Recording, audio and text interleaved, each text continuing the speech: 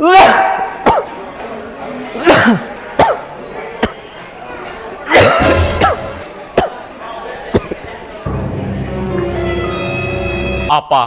Nunggu kardus nimpuk saya?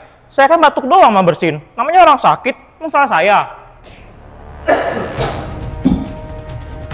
Mas, batuk sama bersin itu harusnya tuh mas. Hai Sobat Jantung.